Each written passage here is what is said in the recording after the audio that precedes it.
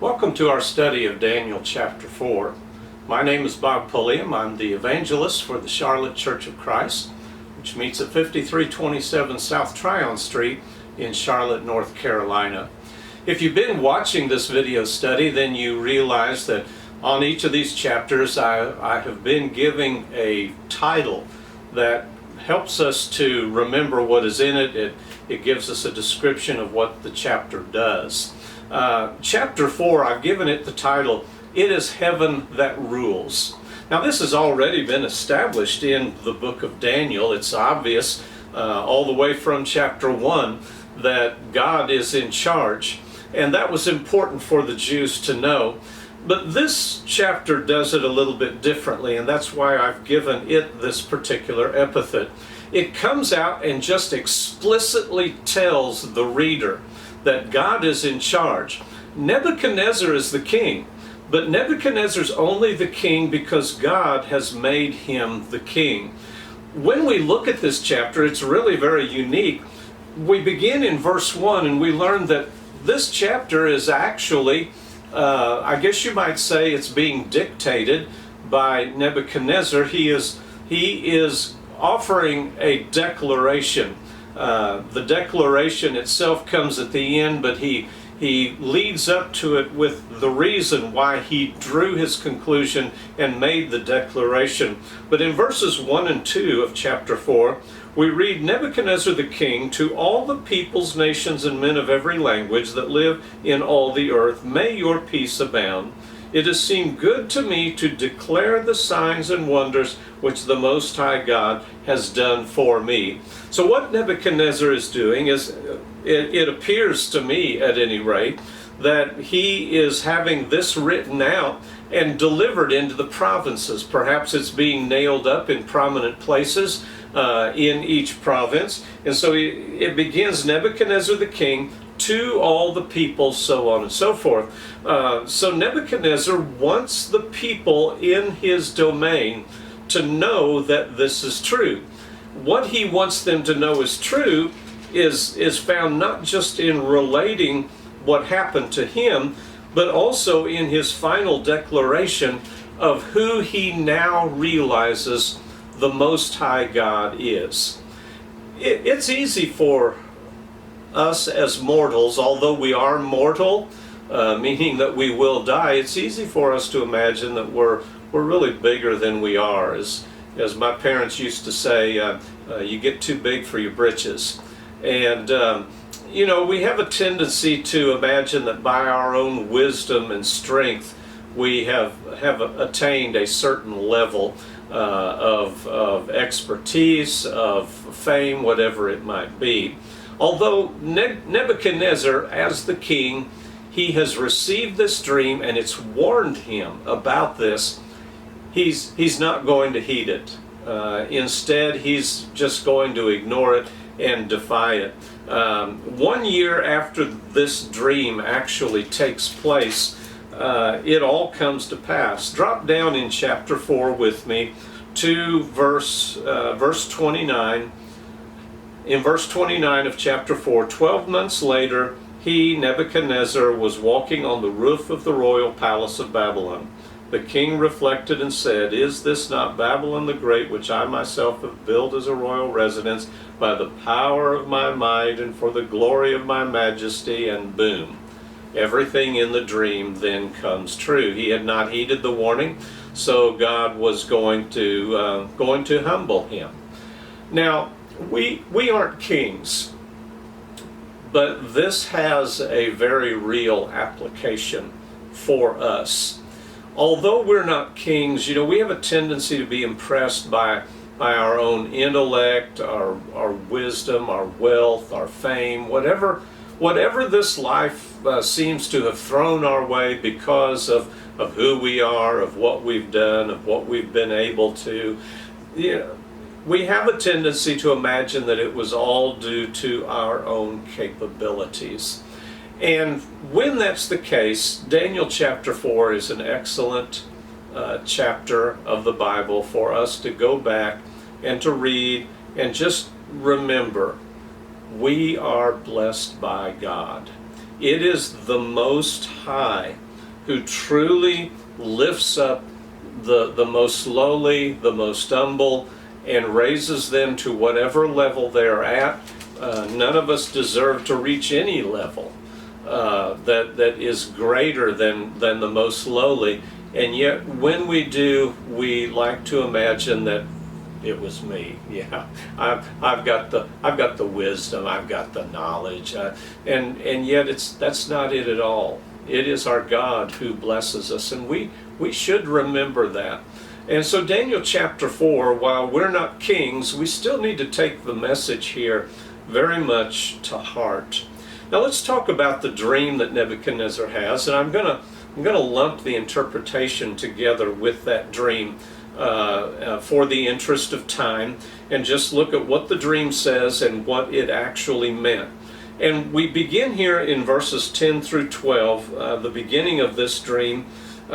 These were the visions in my mind as I lay on my bed. I was looking, and behold, there was a tree in the midst of the earth, and its height was great. And we're told later in verses 20 through 22 that the tree represents Nebuchadnezzar. So as you read the dream, think about the tree being Nebuchadnezzar, and the expanse as the expanse of his kingdom. The tree reaches unto heaven. It is powerful. The beasts of the air are in its shade, and they have its fruit, and the birds of the air nesting in the branches. And these are the subjects of Nebuchadnezzar. And so as we read this part of the dream, think of it in those terms. The tree grew large and became strong. Its height reached to the sky, and it was visible to the end of the whole earth. Its foliage was beautiful, and its fruit abundant, and in it was food for all. The beasts of the field found shade under it, and the birds of the sky dwelt in its branches, and all living creatures fed themselves from it. Well, that's a very fitting description for a king like Nebuchadnezzar, who has a kingdom which is truly great. It's expansive, it's powerful, and so it describes it very well. But then we go on in verse 13, and we have Nebuchadnezzar saying that now a watcher comes, and this watcher, he descends from heaven. In verse 14, he shouts out and he makes a declaration. He gives an order. And this watcher here, of course, it's a little troubling to some people. And why did he call it a watcher? Some have seen, particularly critics have looked at this and they said, oh, a watcher, a vigilant one. Well, that comes straight out of Babylonian paganism. Why is Daniel writing that? Look again, Nebuchadnezzar is saying this. This is Nebuchadnezzar's own version of what he saw and what happened to him. And so Nebuchadnezzar is giving this, and he is a pagan. If you imagine that Nebuchadnezzar was converted to Judaism in chapter 2, then you need to read chapter 3. And if he wasn't converted before chapter 3, the events of chapter 3 certainly don't convert him either. He's not a Jew. He doesn't understand Jewish terminology. He's been trained in paganism all of his life. Why wouldn't he use a word like this? So don't let that bother you. He's going to call it what he will. We'll understand that obviously an angel of the Lord descends and makes this declaration. But Daniel later on is going to state that the declaration is being made by the God of heaven, the Most High of heaven. And so when we look at the decree of the heavenly being, we need to understand that the decree is the decree of God, whether we like the way Nebuchadnezzar put it or not. Now in verses 15 through 17, after the tree is to be cut down and stripped of its branches, we see that the stump is left with its roots in the ground, a band of iron to protect it, and Nebuchadnezzar himself is drenched with the dew of heaven, and he's going to be given the mind of a beast in verse 16, and 7 periods of time pass over him. Of course, we very quickly say, oh, well, that's 7 years. It doesn't say that. It just says the correct or certain or perfect amount of time is going to pass over Nebuchadnezzar until he comes to his senses. And his senses should be that the Most High, the end of verse 17, the Most High is ruler over the realm of mankind, bestows it on whom he wishes, and sets over it the lowliest of men. Think about that for a moment. Nebuchadnezzar is over it. The implication here is that the Lord God set Nebuchadnezzar over the kingdom, and he sets the lowliest of men over kingdoms, so Nebuchadnezzar was the lowliest of men. He was taken from the lowliest, and he was made so high, but he had not recognized that.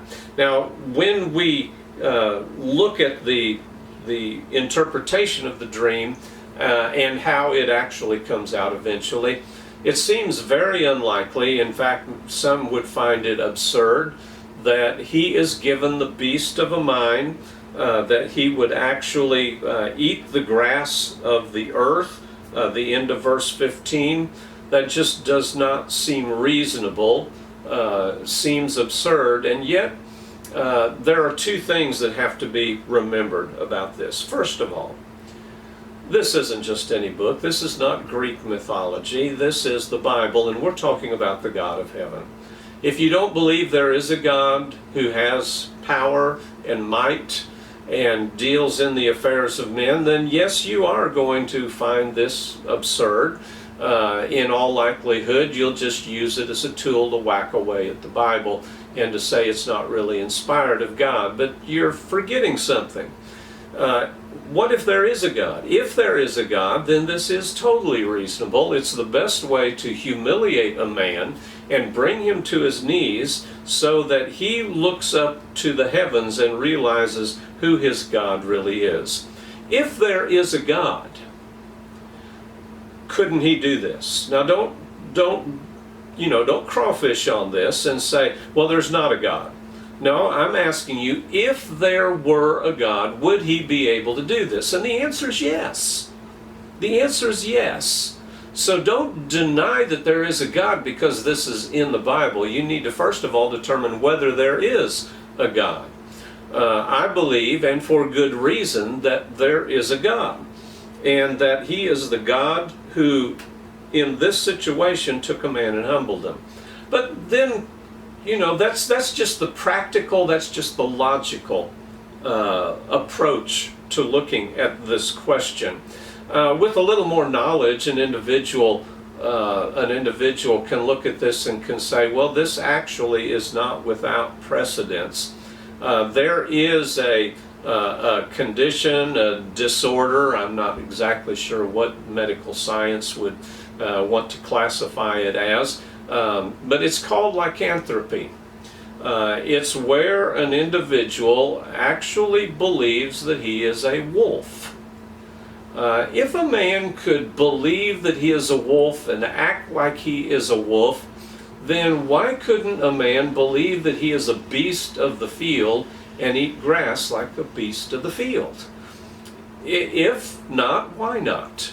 And so this really is not absurd, as some people tend to try to classify it because they don't want to believe the Bible. But here is the point. Here is what Daniel chapter 4 is really getting to. Down in verses 34 and 35, Nebuchadnezzar himself makes a declaration as a result of everything that has happened to him.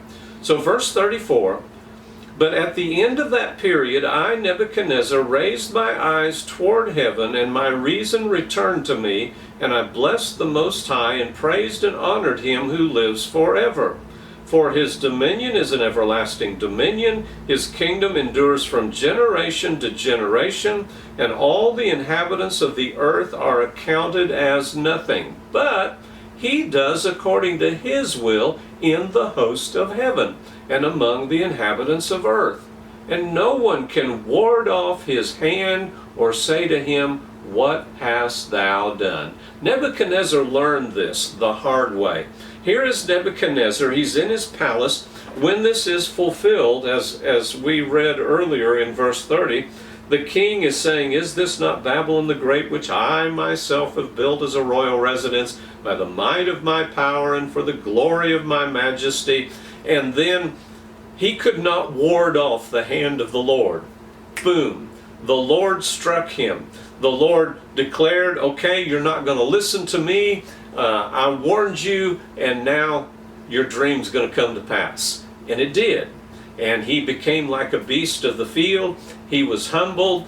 His branches were cut off. He was stripped of his power. And it was held for him until he actually came to his senses.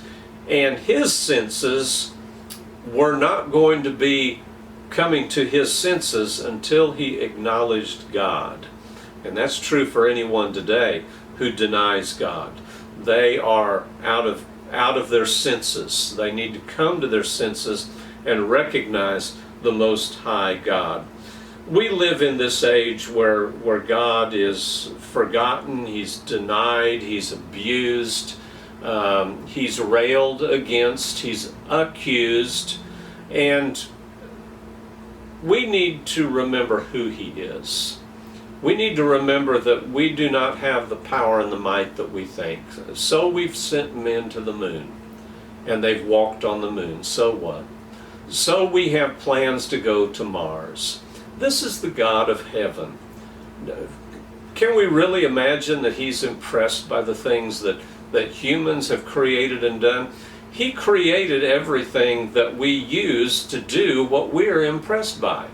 Everything that the Mercury, Gemini, and NASA space programs, the space shuttle programs, all of the probes that have been sent out, everything that we have used that we're so proud of, He created those things to begin with, and He created the laws of nature, the laws of the universe that we have to obey in order to make those things work.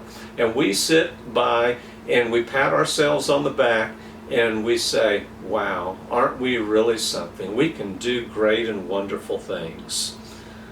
You know, we live in a time right now, the beginning of AD 2020, and we're being humbled. And I'm not saying that it's a curse brought by God. It's obviously a curse brought upon us by our ancestors and the sins that they've committed and the changes that came to the earth as a result of that. You know, you can blame God all you want, but the truth is we've been cursing this world ever since God put us on it. And yet, while it may not be something God has directly done, maybe He has, maybe He hasn't, aren't we being humbled? You know, I've heard doctors and politicians alike saying how you know, we're very fortunate. You know, this could have been a lot worse. And while I realize a part of that is, in all likelihood, they are realizing the funding that they can get on the other end of this. You know, if we talk this up really good, on the other end we can really get funding. But in actuality, while that may be their motive, their statements are correct. We've been very lucky. While COVID-19 has been very, very contagious, yet it has not afflicted by percentages the way that it might have otherwise. Some of this is due to perhaps the nature of the virus itself. Some of it is due to the wisdom that God has given us, the blessings that we have accumulated over the past 100 years and been able to deal with situations like this. But in all of this, it could have been worse. It could have been something that we couldn't stop. It could have been something that killed and killed quickly. And we need to understand that we don't have power over that. We're afraid of a lot of things in this world today. I don't worry about it. It doesn't keep me up at night. But science talks about the asteroid that's going to hit the earth and destroy us. Not worried about that. God's in charge. But for the scientists, God's not in charge because there's not a God. He needs to show some humility. The scientist needs to recognize that there's no way they're going to mitigate such a thing as that if it were going to happen, if God was going to bring it to pass. You know, we're talking about climate change in our world today. If you're really worried about climate change, you need to look up. Not at the sky, you need to look up at God. God is in control. And we forget that, and we imagine that we're going to have to save ourselves. What we need to do is we need to get off of ourselves, and we need to acknowledge our God. We need to lift Him up and glorify Him. Now, something that I want to point out, well, two things that I want to point out here. The first is Daniel's recommendation to Nebuchadnezzar before all of this befalls him. And he tells him in verse 27, "My advice to you is to break away from your sins by doing righteousness, and from your iniquities by showing mercy to the poor, in case there may be a prolonging of your prosperity."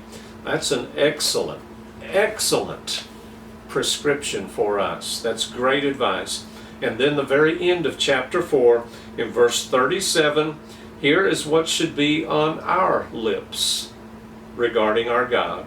Now, I, Nebuchadnezzar, praise, exalt, and honor the King of heaven, for all his works are true and his ways are just, and he is able to humble those who walk in pride. That's something we need to learn, something we need to believe, and it's something we need to live.